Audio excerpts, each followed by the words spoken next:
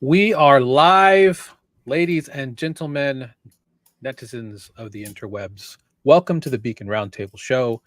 This is where we talk about all the fun things that are happening in the crypto on-chain DeFi space.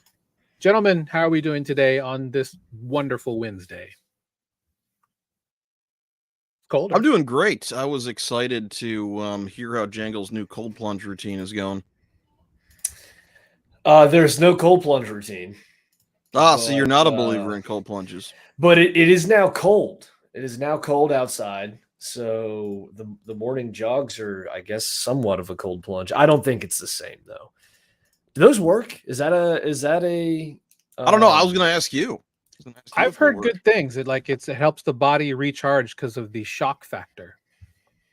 Yeah, I've done a couple. Every time I do a cold plunge, it's not scientific. It's just like throw ice in a tub of cold water and then sit in it for like 3 to 6 minutes.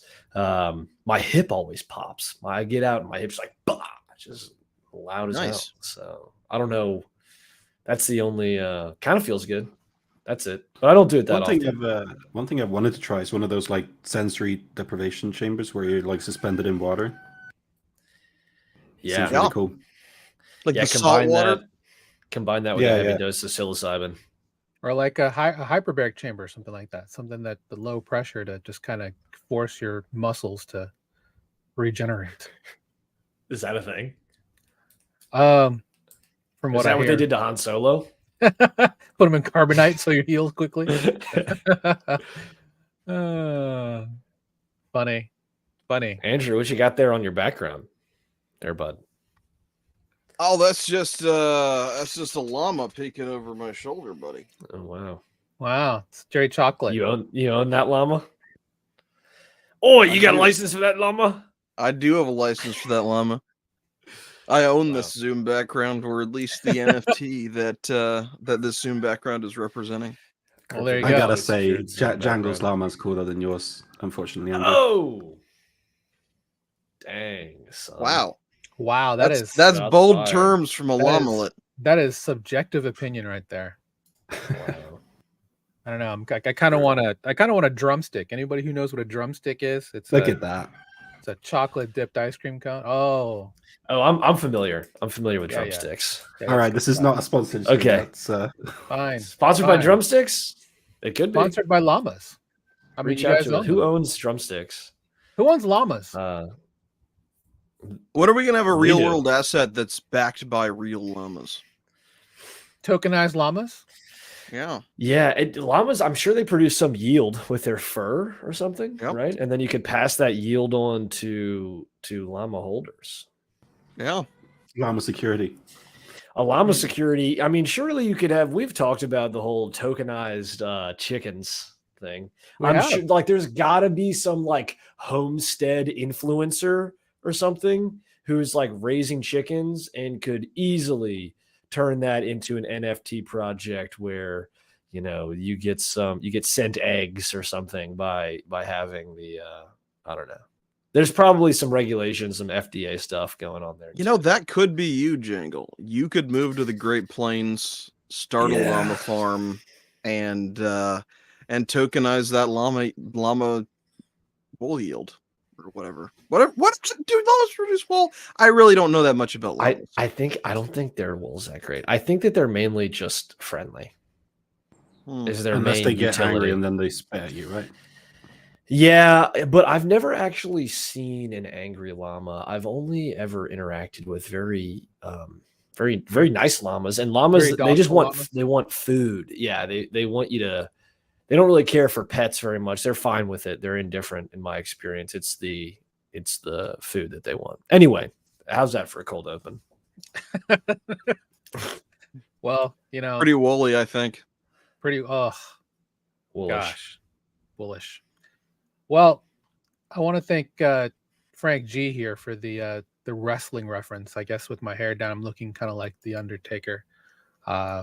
Which is funny. It's a funny little segue to the first segment because we're going to be saying most likely rest in peace to an unfortunate stablecoin here, and that is going to be USDR.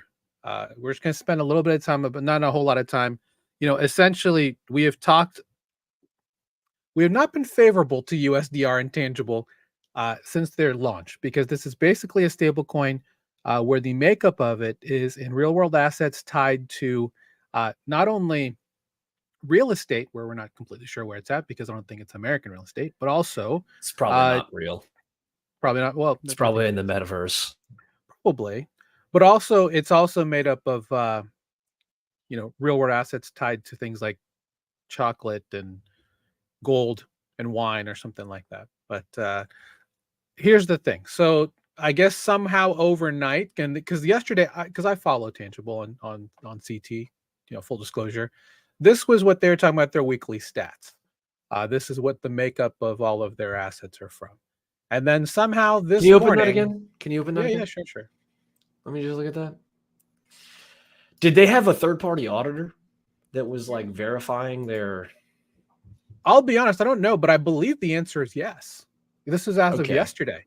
And then this morning, looking at it again, the backing with the DAI is gone. So that's pretty much...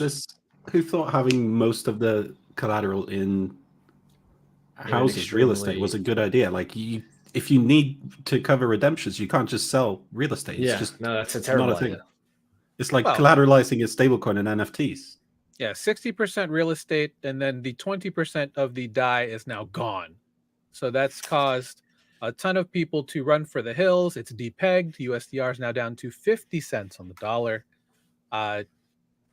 There's a lot of people going and redeeming, and sadly, and again, this is why we're so bullish on native USDC with CCTP, cross-chain transfer protocol, because you won't meet the same fate as this person who went on OpenOcean and tried to swap 141K worth of USDR and getting fractions of a penny thanks to slippage.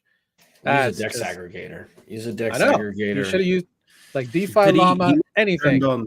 He must have turned on slippage, like manual slippage 100%. Oh yeah, they're just trying to get out of there, and they got completely boned on that. That's a rip to that user. Well, he did get out of there. He did get out. Yeah, of there. He did. He did. Let's but make this very clear. Let's make this. He did get out of USDR, but he got nothing. Absolutely nothing. Oh hey, I mean 0.0001 USDC is nothing. That's true. The Dixie's rallying. I mean, the dollar's strong as ever. That is true.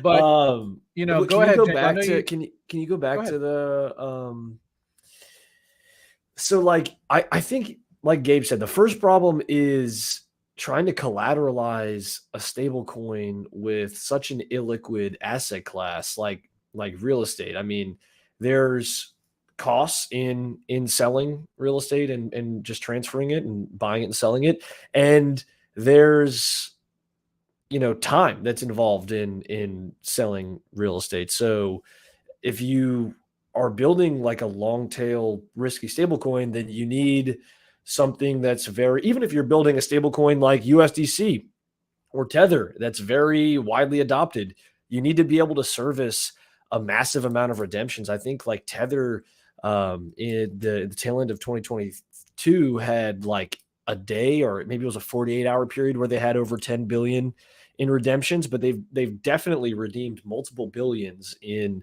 very short periods of time, and several percentages of their total market cap. So you have to really have very liquid collateral in order to make a stable coin work, which is why USDC, I might be a little bit off with this. I know that they changed things around after the March 2023 incident where the banking system sort of fumbled and USDC was caught in the crossfire a little bit.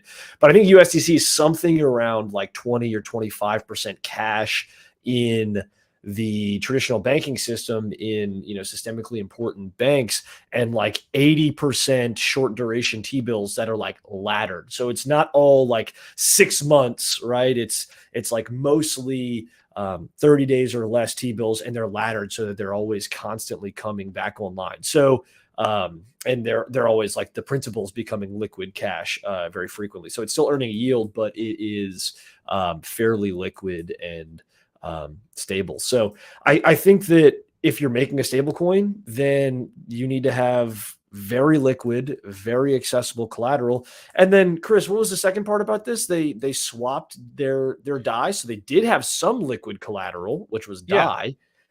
And then what happened to that? It looks like it got swapped out overnight. I haven't seen a transaction or anything, but that just seems to be, if you look at the backing here, it is. Can you show the, can you share your screen? Oh, sorry. Yeah. So again, if we look at this is this morning. Yesterday, that was the screen we were looking at, and then that showed the DAI in there. Now the DAI is less than it's gone. It's been swapped out, and it looks like the tangible is kind of received. Yeah. So this is 21% now. So clearly that's where the majority of that DAI went. Maybe an internal team error. They could. I don't know how you spin this, but it is not good. Looks like fraud. Is what it does. Like. Yeah, notice that no one's able to cash out their real estate. So I'm wondering, is a team tweeting about potential real estate deals? What markets are they in? And just that's a joke. What I think is, I'm not sure if this team is doxed. My intuition tells me that this is fraud, but I allegedly, right? I don't know for sure, but it looks bad, right? It looks like a total scam. If the team is not doxed, I would say that my suspicion of it being a total scam is even higher. So yeah, don't buy these random long tail stable coins. And just to be fair, we've been bearish on USDR months. So we just want to put that out there. So again, anybody who is holding it, obviously just get out. Don't go the way of that one person in Open Ocean. That was just not good. Use a DEX aggregator. Yeah, use a DEX aggregator. Use DeFi Llama, something like that. Pay attention. Set good slippage. You probably won't get front run or something like that. Anyway, yeah, these things happen, unfortunately. I did want to get a take on it from anyone. What does this do for? Does this hit a narrative on real world assets, on RWAs tokenizing different things that are not T-bills or anything like that? Has anyone serious actually been taking USDR seriously enough for it to have an actual narrative effect? No, I don't think that it's been. I mean, it just proves something that we could all intuitively know, which is you can't collateralize a stablecoin with illiquid assets. It's just not a thing. Yeah. Well, I think there's another layer to it too, that there needs to be third-party trusts or holding companies, or I don't know, whatever the exact right legal term for this scenario is. Custodian. There needs to be a proper custodian for real-world assets, even before we look at, is it liquid enough or not?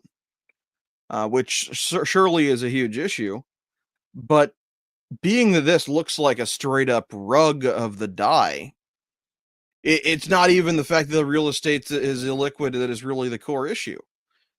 True. It's just that like 20% of the assets or whatever the percentage was just disappeared. Well, and that just can't happen. They couldn't get dollar to dollar on chain, so they redeemed it for the DAI. So all the DAI disappeared because the DAI is worth. Oh, okay. Is that the order that it happened in? I don't know. Again, it just happened about less than 90 minutes ago. No, maybe 2 hours ago. I believe that's what happened. Yeah. Okay, so it may not have been that the DAI got rugged, but rather that a bank run started, the liquid and available collateral was redeemed, and then now it's only illiquid collateral that is left. So if there is real estate actually there, then I wonder if they're selling any, because they're certainly pretty motivated sellers at this point. So maybe we can scoop up some deals on some Australian mansions. Well, on to something that's a little bit darker, and not trying to. It gets worse. It unfortunately does. But do you want worse than stablecoin rugs? Well, and we have, full on war. And ultimately, this is playing its hand into markets. The one that I thought that was rather interesting, though, and again, hearts go out to anybody, all the innocents involved in all this. We certainly don't like having peace disrupted in any form in this case. But interestingly enough, the lifeblood is being squeezed out of here. And again, where it goes from here, who knows? But a bunch of accounts that are linked to Hamas have been frozen thanks to Binance. Interesting. Now, to be fair, it's amongst a bunch of different. They've been looking roughly about 200 at least different quote unquote terrorist accounts that could be questionable and have been monitoring and freezing assets as they can go. But I don't know. Any takes on this?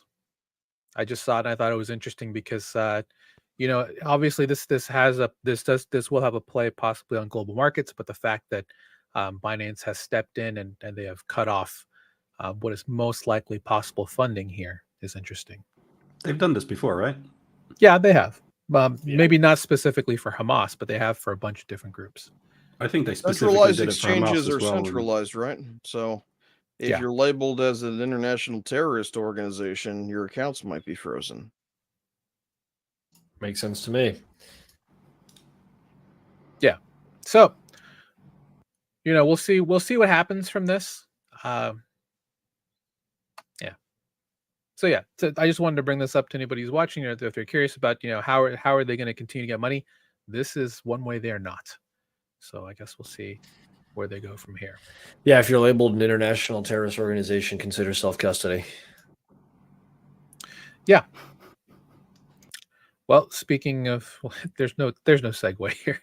So we'll go ahead and move on to the Arbitrum STIP results. It looks like I'm gonna increase my.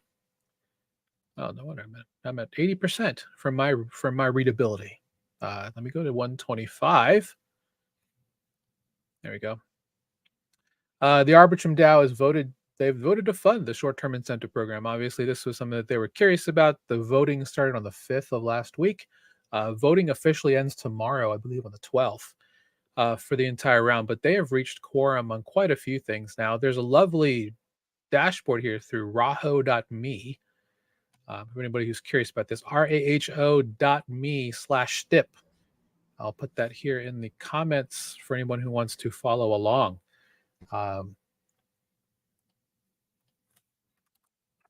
Pretty cool. Yeah, pretty this cool. Is a super helpful diagram or graphic or whatever you want to call it. Yeah, GMX is really getting a lot of for there.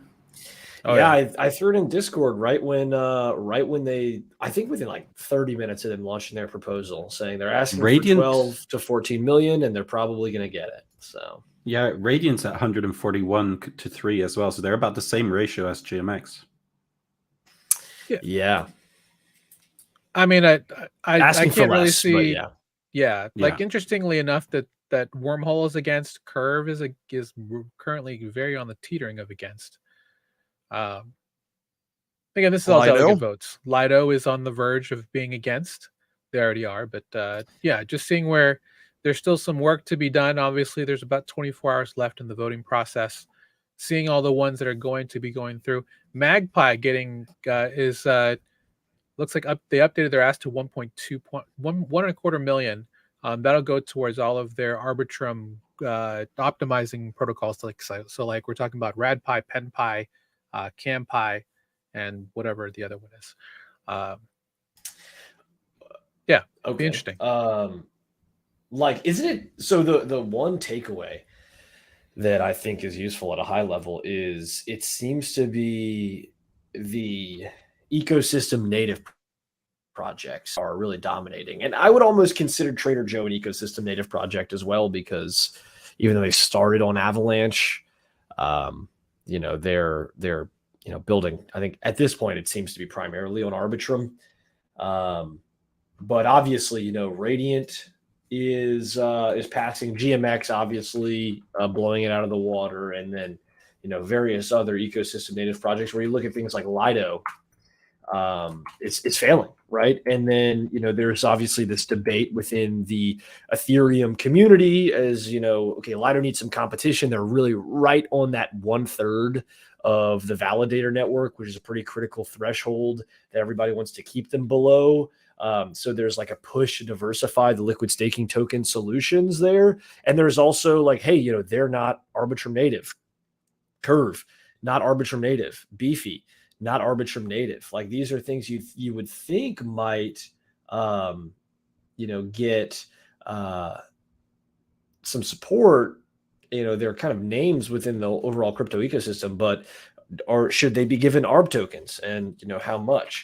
Aave not even on here. I don't know if their proposal just like is shot down. I don't know what happened to Aave, but Radiant has been competing pretty viciously with Aave on Arbitrum for TVL, and now it looks like this is going to give them at least a short term until the end of January a little boost to remain competitive, even though their borrow rates are so high.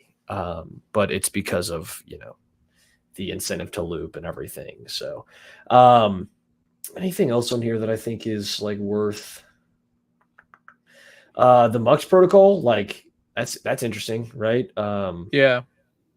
What do you think about that? Any thought on them, Chris? I mean, they're a GMX optimizer, so I guess frankly they were going to win. They're kind of in a win-win anyway, because they're going to, whatever happens with GMX, they're going to benefit from, and obviously now they have their own incentives that they'll benefit from. So yeah, we'll see how Perpdexes move. They have anything with V2 GMX, or just that just V1? I think they'll route through V2, right? Yeah. But they don't. Do they have a product built on top of GLP or GMX? Is it just the routing, and then they have their own version of GLP? I'd have to check on that. Andrew, you've done a little bit of research on Mux. Have you seen that in your research on them? No. Okay. I think something that was missed is that, or that wasn't discussed, is Gains doesn't have quorum yet, but Gains is also doing quite well there. Oh yeah. The people want to trade. The people want to trade. People likely want to incentivize the actual trading. Perps, baby. They hey, maybe DopeX will be able to get something off the ground with some regular old options with expiries and stuff, like the boomers do. Oh yeah, they're way in the 4. Yeah. Also, I think, yeah. Yeah, they've got a really strong community, despite the uphill battle. It seems to get, options with expiry liquid and utilized in DeFi. Worth noting, DeFi Edge is on here, and I know. He's like almost gonna make it, right? Like he's pretty close to quorum, and I didn't view his proposal, but like he's beating Lido, right? Like so pretty crazy. So a threader making the appearance. Yeah, I was trying to think, what is Edgy doing with that? I didn't even realize he was on the list. Yeah. I'll have to find out. That's interesting. I'll try to Google it here. Yay for permissionless world. Anybody can get these ARB tokens. Yeah, I mean, you've seen that before, incentives in crypto projects, or crypto projects and protocols, rather, incentivizing individual creators. Who needs Friend Tech or Post Tech or Stars Arena? Just go get it yourself from the actual ARB Foundation. Mm-hmm. Excellent. All right. Well, we'll go ahead and move on to the next portion, which is high level, real quick before we move on. Yeah, go ahead. Like one or two benefits of this for users. Yes. Let's talk about that.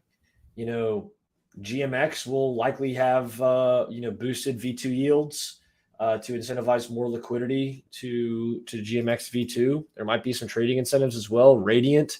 I think some of that's going to go to DLP, but I think it's also going to be used to just subsidize probably borrowing and lending as well. Gamma, so additional LP incentives on Arbitrum for people building and providing liquidity to Gamma. I'm sure Mux as well, if you're interested in using that, will probably be an LP position worth looking into. And yeah, any other banging positions that might come from this? It looks like the next 3 to 6 months is going to be pretty good on Arbitrum from a yield farming perspective.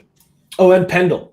Pendle is coming up. Keep an eye out for the research reports on that. We've been diving into it a little bit, and it's complicated, but the people like it. It's passing quorum, and it looks like it's going to get some incentives. So interest rate swaps on chain, right? So that's super cool. So yeah, Pendle, GMX, Mux, Radiant, Gamma, keep your eye out for how these yields exactly get allocated to users. And, it might kind of make the difference and might be worth opening up a position or two or considering positions maybe you would normally consider because it's got additional yields allocated to it now. And this is just round 1. Round 2 begins immediately after voting ends. So round 2 for incentives begins, I believe, after October 12th. So we could be seeing this again in a couple of months because I think the end of that term is the end of the year.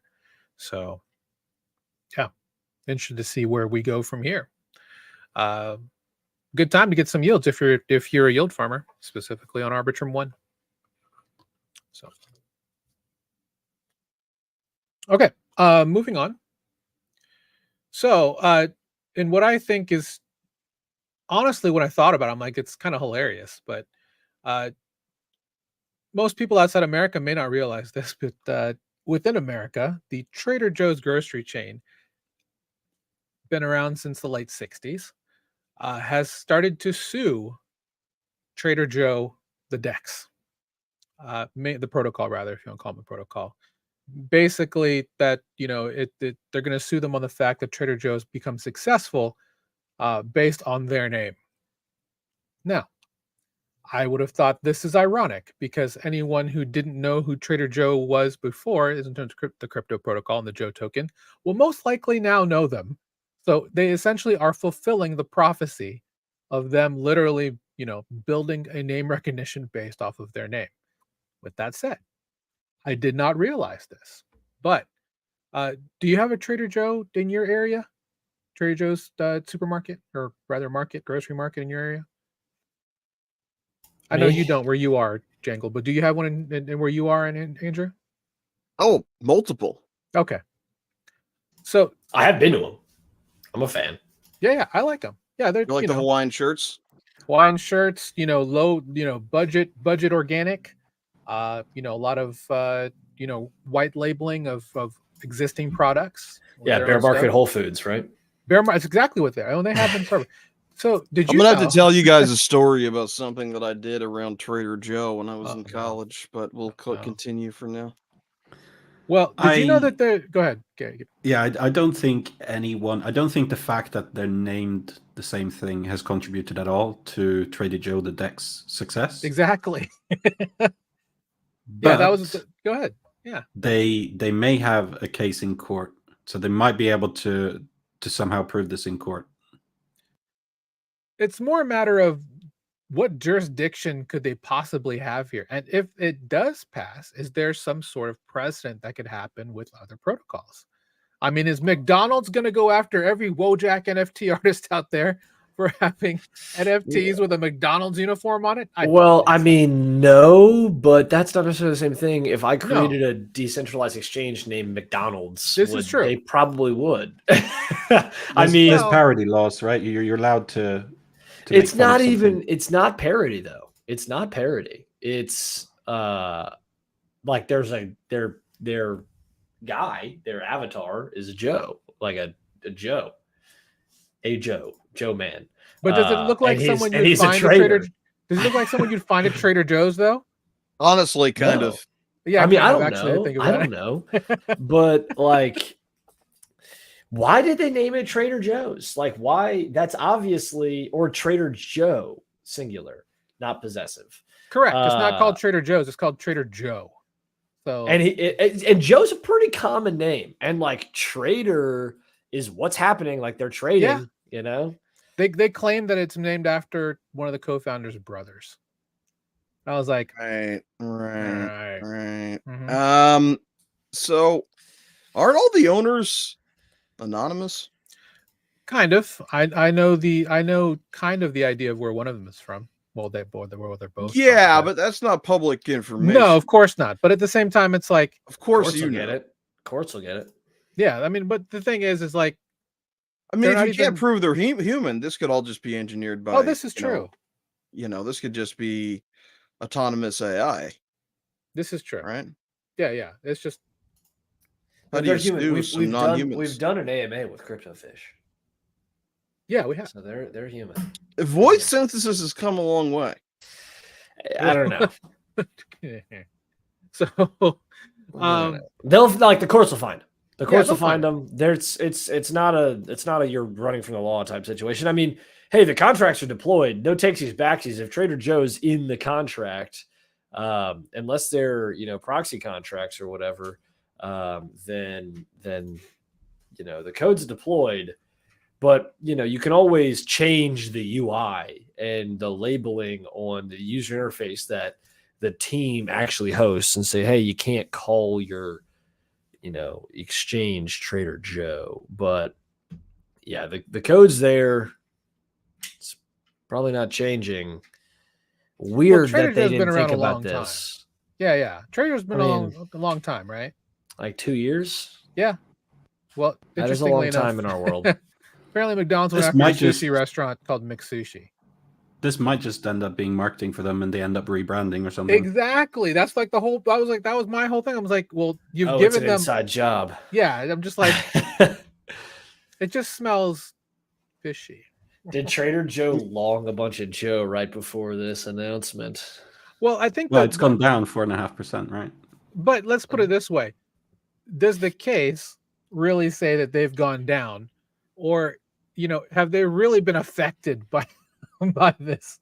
If you look at that's TVL. That's TVL. No, I know, but I'm TVL. just saying in terms of the value of Joe, do you really feel that, the likeness to the grocery chain has caused them harm? Or look, it's a resounding success, Chris. Go back to that chart. This is true. Their resounding success is due only to their likeness to the grocery store chain.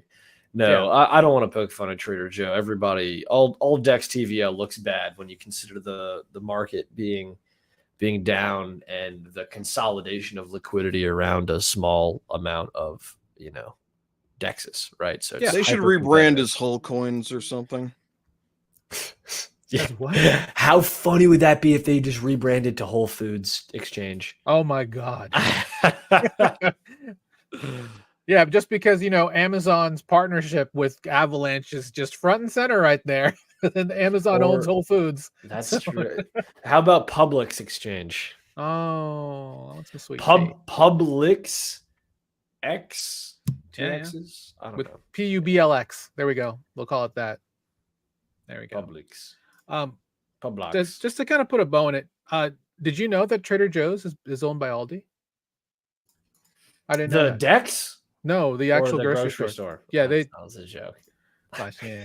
that to me that would kind of make sense. But anyway, I do have an Aldi. Yeah, and they own Trader Joe. I didn't. They've owned them since the 80s apparently, but they weren't. I mean, it was they bought it back in the 80s from the original owner. But still, I was like, didn't know. Might be a good. I feel like I heard that, but I'd forgotten. Yeah, it might be a good time for them to rebrand and launch a new token. I mean, they could use the help, I suppose. I mean, they've kind of redone Joe multiple times. Well, this will be the third time technically, but I don't know. We'll see how they do as a clan moving forward. We'll just launch a token, bro. That'll launch be fine, another token. Bro. Exactly, bro. But yeah. Anyway. So that's an interesting thing about what's going on with Trader Joe. Wanted to kind of move into an interesting talk about blockchain technology. So my favorite. Yeah, exactly.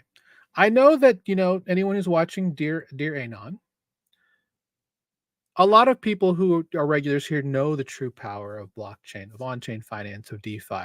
But there are a lot of people that specifically and very close to me that think that there's a lot about crypto that's frankly just a scam. People think that it's besides Bitcoin, it's just an NSA conspiracy with fake money. It's what powers the NSA. Silk Road. Yeah. Oh man, it does. They power Road? Silk Road and power We all still got kinds of that? stuff, and I guess I don't know. And it's just a bunch of dumb pictures of monkeys and Well, that's pixelated punks, and that have no value. And These ultimately, pixelated punks. you'd mostly be Reminds right, me- to be quite reminds honest. me of that video of the skiers and the snowboarders beefing from like the 80s Aspen style video where they have no respect. They're all rambunctious talking about the snowboarders. They're smart Alex. Isn't it that video? Okay, never mind. Sorry. Go ahead. No, I just laughed at this. I saw this in the comments, Frank, with Trader Jill. That's great. Trader Jill. Anyway. But in any case, anyone who's followed us for a while, that we're here for the tech, the rails that everything is built on, because smart contracts are fantastic. They're immutable. They're going to be the way that we do business, the way that we live life, the way we function as a society. Everything is being built here. And to reiterate something that Eric Voorhees said of permissionless, this has all been done, this beautiful thing created without spending 1 cent of taxpayer money, regardless of where you live. So just kind of wanted to go into some interesting things because I saw quite a few interesting advances, if you want to call them that, in blockchain application that kind of wanted to get some takes on. The first one is with Blockticity, and this is actually something that Avalanche actually featured on their actual Twitter, which I thought was kind of interesting. But basically, this is based on them now printing certificates of authenticity for both hemp, cannabis, and kratom, and psychedelic mushrooms, psilocybin. Man, you got me all excited about this is going to change the world. I'm starting democratize access to finance to everybody. This is going to change how we coordinate and interoperate as humans. A shining example of this, proof of authenticity for your cannabis. Exactly. Because you need to know the potency. On that one. You rugged me on that one, Chris. Dude. But with that said, there's applications here, because the application that's here can be applied to other things in the logistics chain, right? Authenticity. You can't rub them. We'll move on in just a second. But major industries, major corporations, Walmart, Amazon are investing in this exact type of tech to help have the blockchain. Probably for the weed. It's not for the tech. Well, for the pudgy penguins that came from last week, you got to know where the penguins came from. So that's what a lot of this supply chain stuff is going to power. Now, can't have counterfeit penguins. This is true. Moving on, because clearly you have no excitement for weed. I mean, really. We'll move on. It was the juxtaposition of the the wide-eyed dreamer. There you go. And then the point is that a lot of people think about what we're doing here in on-chain finance, and people think just finances. There's other things that you can do with blockchain tech, that we don't even talk. Obviously, real estate's one, but insurance. That's tangible, not really. Well, insurance, deeds, tickets. There's a huge amount. I mean, driver's licenses. We've talked about that in the past. How the California's taking driver's licenses by next year to be all digital blockchain backed. It's on the Tezos blockchain. Oh no, not Tezos. Anyway, not Tezos. I would say that probably not driver's license. I mean, long term, sure, yeah. I mean, it's just a shared database with a consistent data standards. Like that's awesome, right? But like if you talk about like right now, it's the same thing when we talked about the penguins. Like what really has product market fit? Stable coins. Like let's run with that. Stable coins and DeFi have product market fit. Those are the applications that have made blockchains useful so far. And I think that can change, right? Like there can be public issuance of documents or identification or whatever on blockchain rails. But first we have to solve the self-custody thing. We have to solve the security thing. And that might not ever be 100% solved. But like what we know for now, for sure, is that stablecoins and DeFi have product market fit. So in my opinion, those are the most intellectually interesting things, or at least entrepreneurially interesting things. Stablecoins, DeFi, tokenized cultural artifacts like NFTs, they're cool, but a lot of that was speculative mania. But they'll probably come back. Tickets, as much as I would love to disrupt Ticketmaster, dude, I bought a ticket on Ticketmaster the other day. They need your phone number. They require your phone number. It's like, oh my God, I'm putting my phone number in your database. Then you're gonna have a data breach, and then I'm gonna be getting all these spam calls, and it just sucks. And they have their own proprietary like marketplace where you can swap tickets. And I'm sure the fees are terrible. And I'm sure it's just an awful experience. And yes, how much better would it be if artists could go direct to consumer with issuing their tickets, or venues could go direct to consumer issuing their tickets? But when I opened a help ticket on Ticketmaster, because they weren't sending me the SMS verification to create my account, and I wanted to buy these tickets, one of their things was NFT help. Right? So they're experimenting with integrating NFTs, probably because they view it as a potential disruptor to their business model, and so they need to stay on top of it. So I do think tickets is something, but we just haven't seen that yet, because that I think requires a lot of network effects. Obviously, so do stable coins, but there's demand. There's like demand for that, because in a lot of places, DeFi is one of those places, but in a lot of places, DeFi and some emerging market economies, there is significant demand for the dollar, which drives stablecoin adoption. Is there a real demand to have proof of authenticity specifically hosted on blockchain technology for your cannabis? Like, I understand how there could be regulatory requirements and consumer preferences for understanding the supply chain of food and consumable products, but like, does it need to be hosted on a blockchain? Does that help? Like, maybe, I don't know. And shout out to the entrepreneurs who are like tackling those questions and trying to find product market fit in that space. I just don't think anybody has like succeeded yet in a meaningful way that I'm aware of. But stablecoins, DeFi, they've succeeded. Like there's product market fit in those categories, and it is off to the races in my eyes. Well, that's one take. Hey, I don't know if I want an NFT for my weed, right? That's like, no, maybe, but at the same time, it's like PTSD from the war on drugs growing up in the South. So you brought up an interesting point, right? Because you brought up authenticity, right? So non-fungibility, that's what the blockchain can provide to ticket holders. So knowing that, yes, I paid thousands of dollars for these Taylor Swift tickets, and yes, they're real because I have this QR code that you can tie back to this blockchain-based database. That yes, this is real. This is not some fake ticket that someone made in Canva online in 2 minutes and sold to me for $2,500 on eBay or something like that. So yes, these are all tools that we can use to bring forth a more truthful society. But Ticketmaster does that. They do, because we did talk about that. They ran a pilot, and that ran into the whole Harry Styles thing, where he got 5,000 people to get into on-chain finance by using fan tokens. But they do it. Ticketmaster does it without blockchain technology. Like that's correct. If you buy a ticket on Ticketmaster or on their secondary marketplace, they verify it's a real ticket, and they're the source of truth.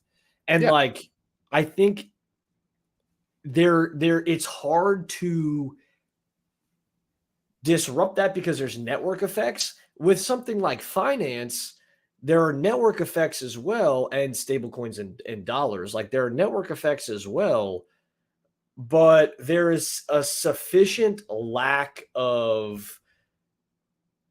There's a sufficient problem in certain marketplaces, right? Like, bank dollars are not compatible with DeFi applications. So as DeFi users, we use stablecoins because it's the only thing we can use, right?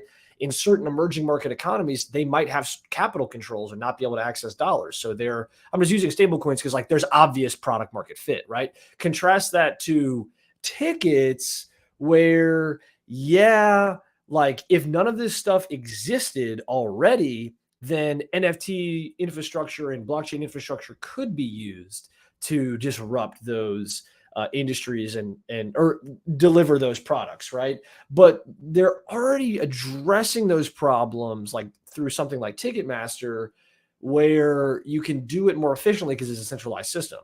And until Ticketmaster starts like seizing your money and or seizing your tickets and converting it into their reward points, right? Like the Bank of Argentina or the Argentine Central Bank, right, has like several times throughout history seized bank deposits and converted them to pesos. So the people there are like, I don't want to use the bank to store my dollars because it will get converted to pesos. So there's a real driver to stable coins and to physical cash, right?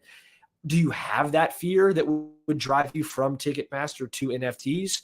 No, we're driven there because we're hobbyists who are passionate about the tech. Most people don't care at all about the tech. They care about what solves their problem.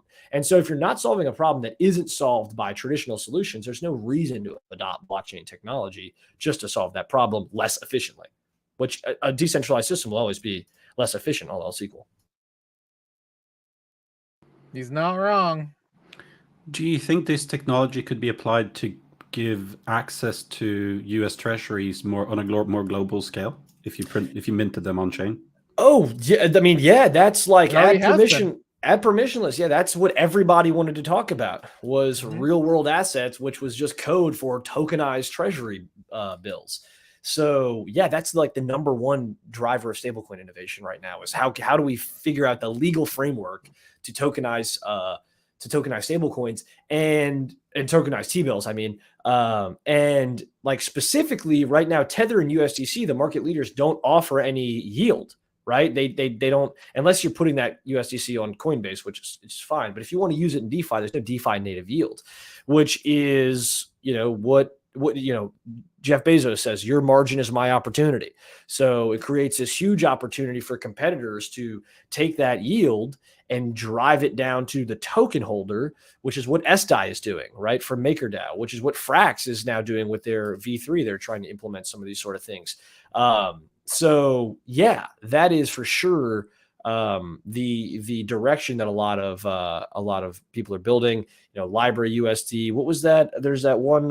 Athena is another interesting project, right? So that's what the stablecoin industry is driving towards. I think it's tough because tokenizing, because treasuries are a security.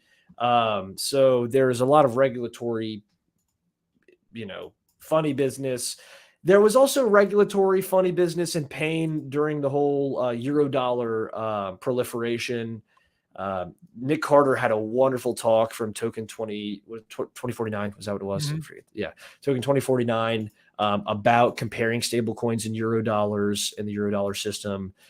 He's since had like several podcasts on Blockworks podcasts and other things talking about it. It's really super interesting. I know we've veered far from the original topic, but Satoshi's vision every day. Sure, far from Satoshi's vision, definitely far from the original topic. Somehow, whenever I get on a rant, it always leads back to stable coins. Somehow, it's true. I mean, to address what you're saying, Gabe. Yeah, I could have put about 6 different projects on the agenda regarding stable coins, but the issue is that they are all not available to U.S. residents. Which, if we're going to be talking about, the interesting audience that makes up a chunk of, people who watch the show currently, not able to be used by any U.S. people as it currently stands, VPN. So, well, U.S. citizens can just get T-bills themselves, right? They can. Need to have it on chain. That is true. But they can't get it, from in a decentralized arena. So. Yeah, I'm posting later today about our V3 position between ETH and USDC. I think Lido's growth is an issue. shelve that topic for another day. But WST ETH is interest bearing DeFi asset, right? Interest bearing ETH. It's pretty much the short term T bill of DeFi right now, right? If dollars are the money of TradFi and staked dollars are treasury bills, then if you've got some float, if you've got capital sitting around and you're a financial institution or a bank or whatever, want to hold it the interest bearing version, right? And if it's a short duration, it has low interest rate risk. So T bills are like super popular, right? I think that there's a hypothesis that as time goes on, ETH stake rate will rise. And I've written about this previously before Shanghai and everything. And I think will continue to rise. And you'll have interest-bearing ETH as a more liquid pair to everything, right? Like if you're a project and you have a native token, why not seed liquidity with an interest-bearing version of ETH instead of just seeding your liquidity pair with ETH? And then same thing with stablecoins. Why seed your liquidity pair with Tether and your native token when you could, or USDC and your native token when you could do it with STI? And then people would be more inclined to provide liquidity in those pools because not only do you have the fees from swap volumes plus any incentives, but you also have the underlying assets that are interest-bearing assets. Like when you have cash sitting in your core position in your brokerage account, it's not sitting in cash, it's sitting in a money market fund earning yield. Like there is just this demand for yield. So like right now we're providing liquidity. A lot of people provide liquidity with USDC, with ETH, and like, why not an interest-bearing stablecoin that passes on T-bill yields to the holder and something like WST ETH or RETH, which passes on the ETH yield to the holder. That's the future I think we're headed towards. And that just makes a lot of sense. Unfortunately, US residents, it gets fishy because like, yes, we have access to T-bills in TradFi, but I can't use my US treasuries on Charles Schwab to collateralize a loan on Aave, right? So it's not interoperable, right? What if I want DeFi native T-bill yields? And so that is going to be the area where we're maybe as Americans are perhaps financially handicapped by our financial system, which is not something we've really ever experienced before. So, but like you said, it is likely to cause there to be more liquidity for the interest-bearing token in the markets, and you can always just buy it from a decentralized exchange in that case. Yes. That is true. And I don't know what you might be breaking the law. You might be causing the project to be in violation of the law if you're a U.S. citizen. I imagine that this is going to be a game of cat and mouse between people who want T-bill yields on chain, who are also American, and the regulators and the projects who are like caught in the middle. Like they want to comply, but there's no way for them to actually force their will or the will of the regulators on to DeFi power users, because DeFi is like just a totally permissionless system. So yeah. Or maybe Congress can just update their laws and maybe you just frig off. Yeah, that would be the ideal alternative, to quote Trailer Park Boys. Well, we'll see where that goes. Because, Congress is so good at just passing things unilaterally, and, things that go into Capitol Hill come out exactly how they were. There's been some open letters being sent to Gensler, right? From Congress. Sure. Trying to put pressure on him to make some changes. Yeah. Andrew, what do you think? Are they working? I think Congress has bigger problems and disagreements to deal with right now. That's fair. Well, I'm usually not a huge fan of the efficacy of open letters and like public pressure campaigns in U.S. politics. You either need to go straight to the elections or engage in what is really legalized bribery in the form of lobbying. Welcome to the U.S. bureaucracy. Well, technically the legislature, but yes. All right. I love this map. I know. This is something that we talked about probably about 6-7 months ago. Let me get this link out to the chat. So you can, if you're not tracking this, you should be. So this is the CBDC tracking map from the Atlantic Council. And basically what it does is it is actually tracking across the world anytime that there is a pilot going on for a CBDC. And they'll actually show you the actual status of where they're at and, you know, the technology that's being used. Very interesting, right?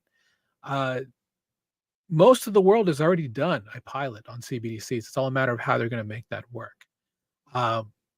We talked back in April about Project Rosalind, which is a prominent test between the Bank of International Settlements, the BIS, and the Bank of England to test asset transfers and settlements between countries, cross-border settlement payments. That test actually was very successful. It's not just a test. They're actually going to be rolling it out. The company that created the software and the infrastructure about it, Quant, is actually an arch nemesis of Ripple. Did not know this, but they now have a bank-grade key management solution called Overledger Authorized, based off of this test. So this is going to allow any institution to specifically now get the rails to go straight down into blockchains such as ETH mainnet and others that are out there that will support this technology. So the interesting part to note is that it's not that banks aren't willing to embrace blockchain tech, because they realize, obviously, with like FedNow and all of these upgrades, that it's going to be a much more efficient way to send money back and forth. It's more the idea that how are we going to take our existing monolithic, crappy infrastructure and fit it into this new paradigm? Well, that's what Quant has done here with Overledger Authorized, to help make that available, much like the beauty of EDI. For anyone who knows what that means, it stands for Electronic Data Interchange, which was an easy way to get data from between institutions. Back in the day, it started off as it was proprietary, then they moved to XML, then they ended up moving to JSON at one point. I think this actually is a great evolution on that, because this provides a very easy way for everyone to, you know, take existing information and then now easily send it down into blockchain tech. So, you know, certainly very bullish on blockchain tech for this. How this rolls out, I don't know. But looking at this map, there's obviously a lot of people who have been trying out the very similar technology to what Quant is putting forth. So, yeah. Gabe, any takes on this? Start with you. I think it's super interesting to see how small of a part of the world hasn't either already deployed a CBDC or is at least developing one. Pretty much all major Western countries, it looks like, are either in development or have already launched a pilot there, in Sweden's case. Yeah. But yeah, there's very little on this map that's white and not colored in at all, right? Yeah. What's interesting is that, you know, these are launched. The purple ones here are launched. So we're talking about the Bahamas, Jamaica, Ecuador, Nigeria, Senegal. These are all places that have launched the CBDC. Yeah, so, they're not exactly economic powerhouses. No, but they could be at some point, specifically where Ripple is trying to target here in Africa and in Asia. They're really trying to bring payment settlement rails that are decentralized to these areas. So they're not decentralized; they're CBDCs. No, right? no. And yeah, these are CBDCs. A lot of these right. countries are, especially in that section, are famous for corruption. So yeah, it takes a lot of trust in order for a CBDC to be successful. And I feel like the main players there are going to be the US, the UK, you know, the big economic powerhouses. Inactive in Bermuda. Interesting. What's that? Eastern Caribbean. Oh, 7 launched in Eastern Caribbean countries. Interesting. Okay. You know, the whole CBDC conversation, do you guys actually, or does anybody believe that this is going to usher in like replacement currencies for in any nation's current fiat? Or is the idea that this is just an upgrade in settlement infrastructure? And obviously there's totalitarian and authoritarian fears that come with the amount of programmability of, something like a stablecoin being integrated with something controlled by the central banks. Like obviously there's that control, but is the thought process, hey, we're just going to like hyperinflate and switch to this new currency? Or is the thought process primarily, we're going to just upgrade the settlement infrastructure and integrate this programmability into the plumbing, if you will? Oh boy. This is a fun one here with being right at time. I think there's I feel like I could make a chart of like the range of concerns, right? I think the base level thing and the thing that I'm worried about is, at the very least, this is spyware money, right? This is money that can be tracked much more easily than existing money, which means we don't only have privacy concerns, but we have authoritarian centralization, government control and manipulation concerns. I think like there's multiple levels past this though. A level past this is that they just try to outlaw crypto and say, here's your digital money and you're going to love it. And then there's also like the switch idea that they could inflate the current currency, wipe out everyone's wealth along with everyone's debt, and then make you use the spyware money. So I'm not exactly sure precisely where we're headed, but none of this seems good. This all seems bad.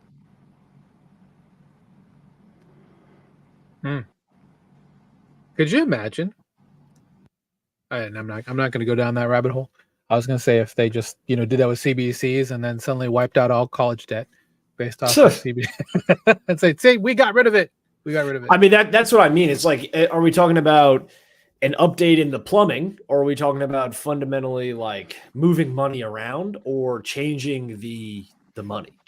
I think, right? Like, especially for the US, the most likely scenario is that it's going to be used to add complexity to already very complex system in order to obfuscate issues, in order to retain trust and keep kicking the can down the road, keeping the engine that is the US dollar chugging for longer.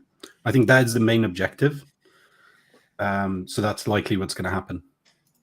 I don't know if there is a main objective, but I do know that the payment infrastructure in the US needs updating, right? So I don't just want to resist all updates of traditional financial infrastructure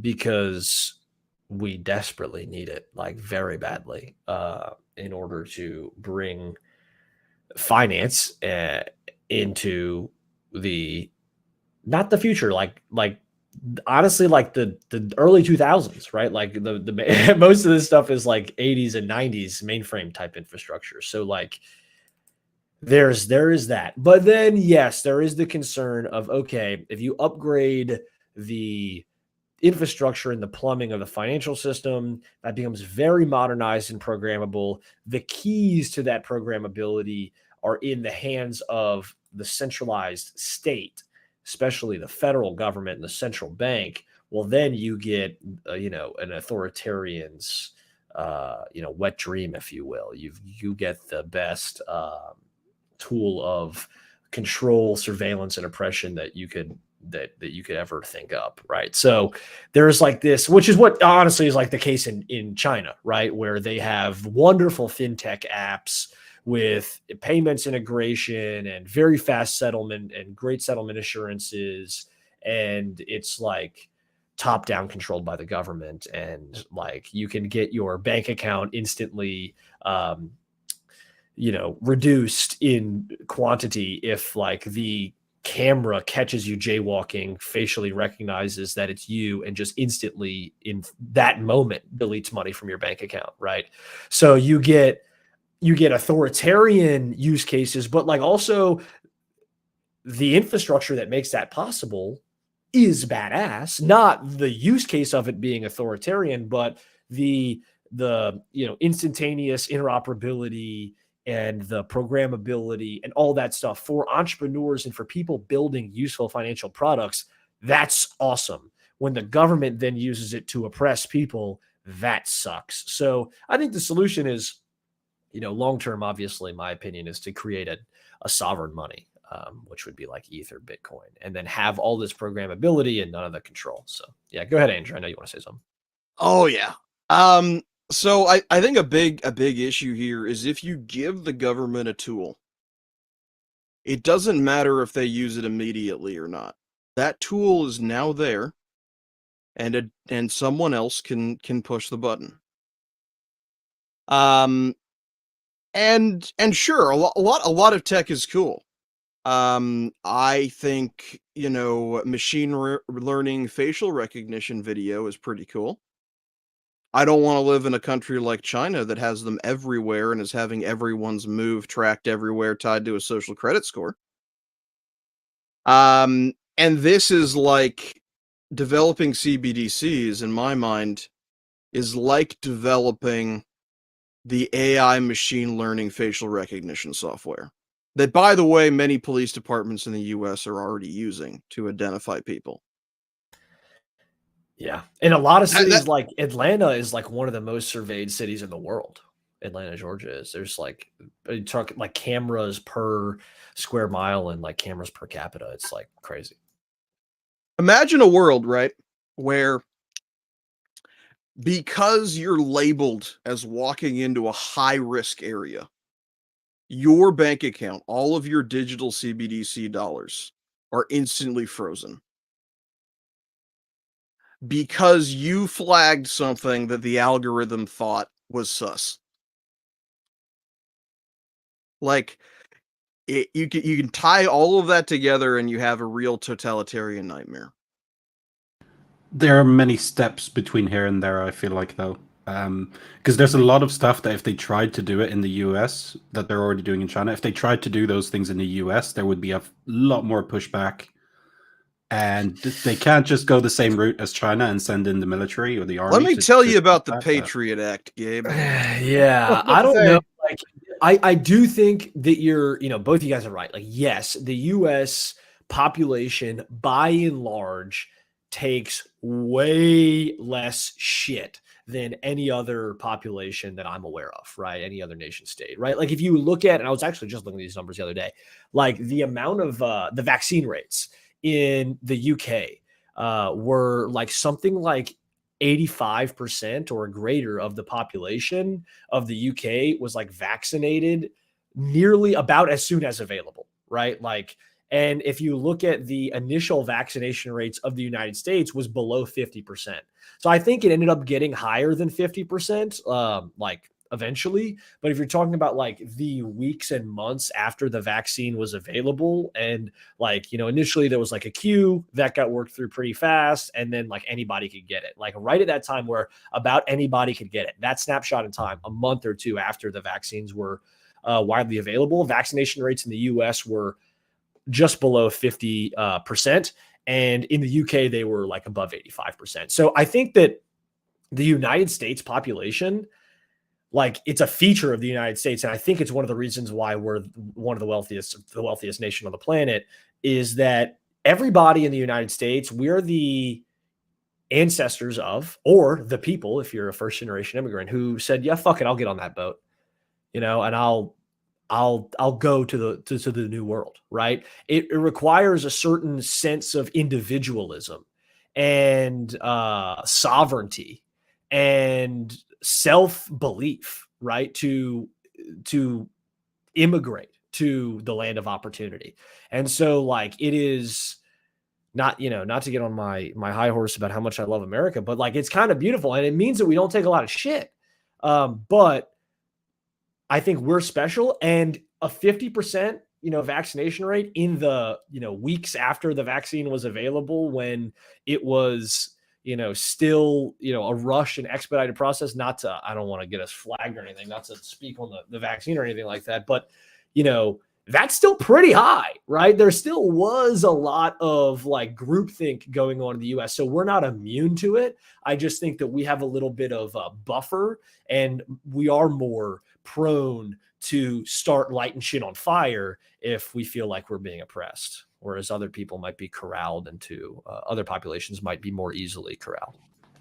Yeah, I think it's on the extreme end of this as well. I think it's easier to organize a civil war if everyone has guns. That is the intent. And hey, it's not just that. It is also easier to defend land invasions if there's a rifle behind every blade of grass. I forget who said that. I think it might have been James Madison, or I could be totally wrong.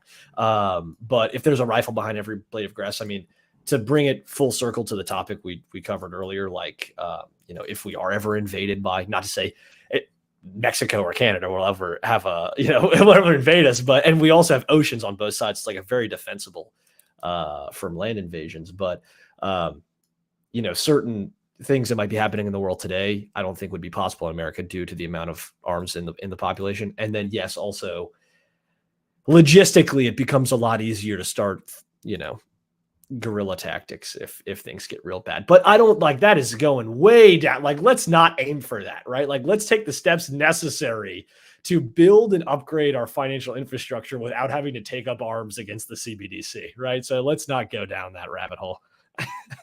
America. All right. We're go ahead, Andrew. I'll let you close it out.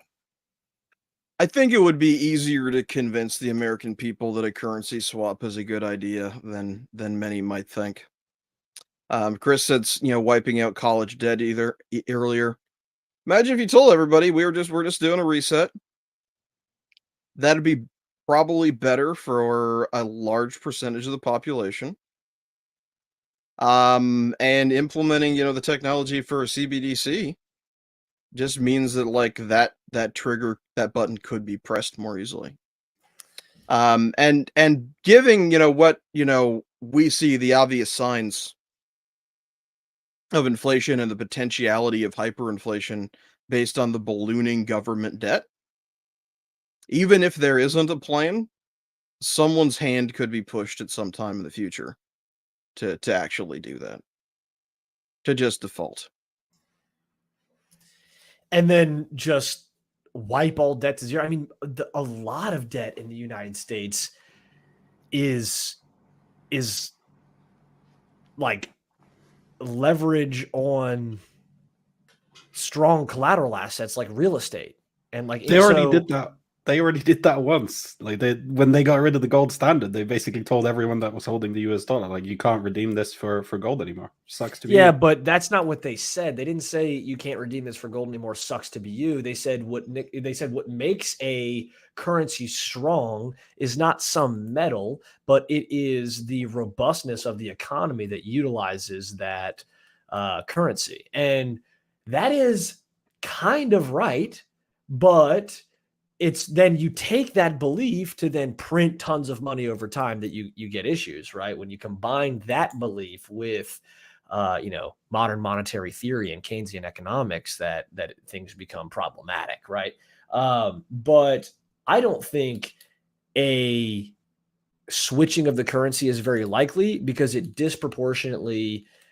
just entirely unfair. It disproportionately benefits the wealthy, to wipe debt away because the vast majority of debt is leveraged on real estate, and most of the poorest people don't own a home. Like, yeah, they've got some debt, they've got credit card debt, they've got maybe student loans or whatever, but it's not the solution. Anyway, let's close it out with that. Well, I wanted to close out with something fun, but go ahead, close out with something fun. Who will do that? So anyway, cool application of tech. And of course, I like Indonesia after all the interesting degen Chad shit they've pulled. But they've now created a state-owned holding company to have a blockchain-based fish exchange, which I think is interesting. That was all. Good luck to them. I hope they do well.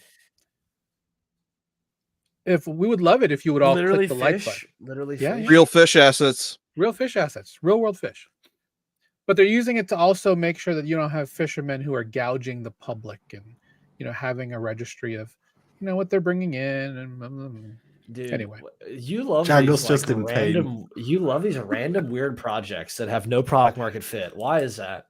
in Indonesia, it has a tremendous product market fit. Are you kidding me? This would be game changing for them. But why does it need to be on the blockchain? There's nothing inherent about the blockchain that improves this technology. They could do it without being on the blockchain. It's just efficiency and transparency, I suppose. Immutable fish. It's a gimmick. It's a gimmick. That's what it is. Like so when you say efficiency, blockchains are not efficient. I mean, they're efficient in terms of a shared data standard, but taking one transaction and repeating it and validating it across a bunch of different nodes, it's not efficient, right? But you sacrifice, generally speaking, right? You sacrifice efficiency, and there are technologies that are trying to drive and improve efficiency, but you sacrifice efficiency for decentralization, censorship resistance, permissionless, shared data standards, yada, yada, yada, right? So whenever you look at something, think, how could this be done without blockchain technology? Because if it can be done without blockchain technology and there's not some drastic risk or downfall of not doing it with blockchain technology, then it doesn't need to have blockchain technology, generally speaking. And I say that as somebody who is uber bullish on DeFi and stablecoins, because I think that those genuinely benefit from blockchain technology. Touche. Efficiency. Efficiency. I know. I was thinking fish USD, shark USD. I don't know. I was trying to think of something interesting for the stable coin that's backed by Indonesian fish. But we'll say that for another day. Ladies and gentlemen, thanks for joining us today. And again, if you would please hit the like button. Many of you already have, and we greatly appreciate you for doing so.